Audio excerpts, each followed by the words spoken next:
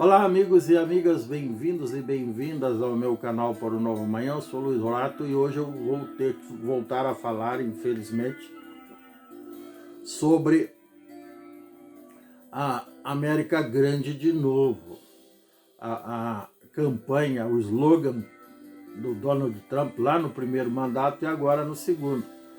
No primeiro mandato ele fez um governo medíocre, digamos assim, mas sobreviveu, apesar de ter forçado a barra, assim como o ex-presidente daqui, e mandou quebrar tudo lá no Capitólio, e o resultado vocês já sabem, né? Aquele ataque à democracia norte-americana no dia 6 de janeiro de 2021. A mesma história que se repetiu aqui, igualzinho no dia 8 de janeiro de 23. Razão pela qual o ex-presidente agora virou réu. Ele mais 8 e tem mais 26 para entrar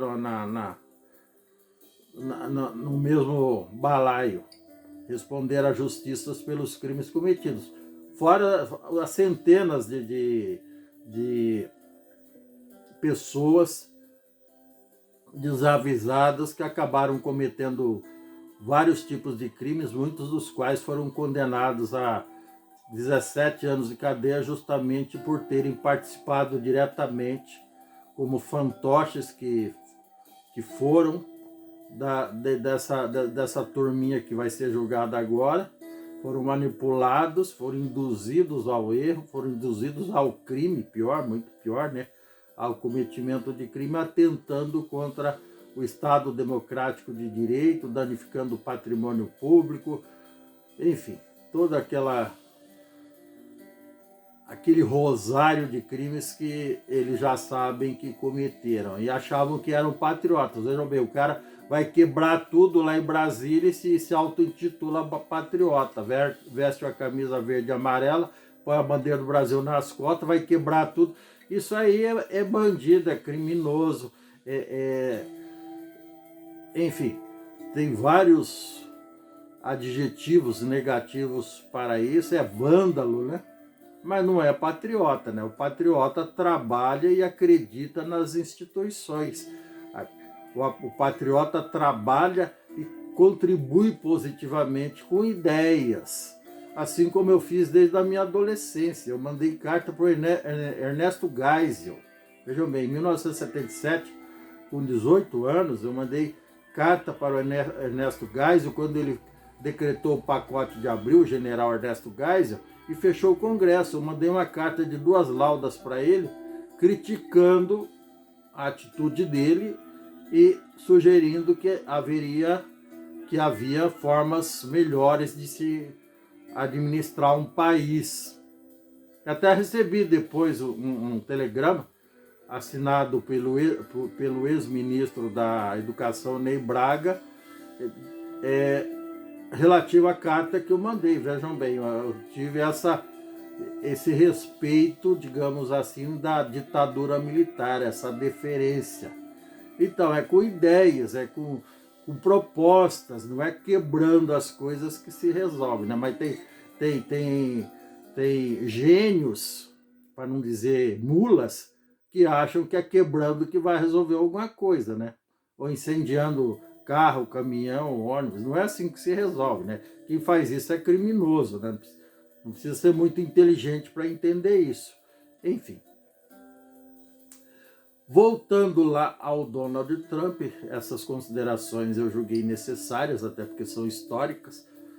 Quem duvidar que eu escrevi a carta, eu tenho a cópia, eu posso publicar nas redes sociais. É só uma pessoa pedir aqui que eu vou publicar lá no meu Facebook, tá bom?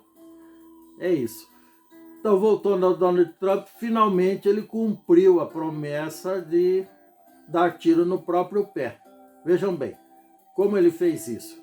Ele pegou uma cartolina grande lá e mostrou uma relação de países, começando pela China, colocando as taxas, supostamente, que a China cobra pela importação, ou a média das taxas que a China cobra pela importação dos produtos norte-americanos, e colocando a sobretaxa que ele ia cobrar a partir de agora da China. E foram dezenas de países já nesse primeiro momento, incluindo o Brasil. No Brasil, pelo menos, o Brasil cobra 10% dos produtos importados, 10% na média de imposto de importação dos produtos oriundos da América do Norte, dos Estados Unidos, e ele sobretaxou em 10%. Pelo menos ficou um jogo equilibrado. Mas, como eu já tinha dito em outros vídeos anteriores sobre esse assunto, aliás, não sou só eu que digo, os economistas, especialistas, lembrando a vocês que eu sou contabilista e administrador, empresário também, então tenho alguma experiência no assunto, e fui articulista de político desde a época, desde a minha adolescência. Eu já escrevi artigos para jornais sobre o assunto, quer dizer, eu não comecei ontem a falar sobre política. Aliás, fazer um breve parênteses, tem gente que começou a prestar atenção em política há um mês atrás, ou um ano, ou 3 anos atrás, já está se achando entendido e dono da verdade, e fazendo ilações das mais estapafúrdias possíveis e pior, né, parciais, né, tendendo para um lado, para um extremo ou para o outro. Eu faço aqui, diferentemente desse tipo de povo que está se achando cheio de certezas, eu faço avaliações com base num contexto macro, histórico, desde a época, digamos assim, desde a época da ditadura militar até hoje. Até porque antes da ditadura eu era criança, não tinha nenhuma noção disso, então eu não me atrevo a falar sobre o que eu não conheço profundamente. Mas tem gente que se atreve a falar sobre o que não conhece e só fala asneira. Mas enfim, voltando ao Trump, esse sujeito está assim, se ele manter essa política extremamente nacionalista e isolacionista, ele está levando o país dele ao caos. Então ele não vai ter América Grande de novo, coisa alguma. Ele vai sucumbir à economia norte-americana, e isso vai ser perceptível rapidamente, porque com as sobretaxas, assim que eles começarem a cobrar, já vai começar a carestia, os produtos vão encarecer, vai haver desabastecimento dentro do mercado interno norte-americano, e isso nos diz respeito, porque é o efeito borboleta. O que acontece de bom nos Estados Unidos, no Japão, na faixa de Gaza, na Rússia e Israel, repercute positivamente no resto do mundo. E o que acontece de ruim também, é o famoso efeito borboleta na prática, não na teoria, não na filosofia. Então, é isso que todos nós devemos levar em consideração. O efeito cascata, o efeito dominó, tanto faz.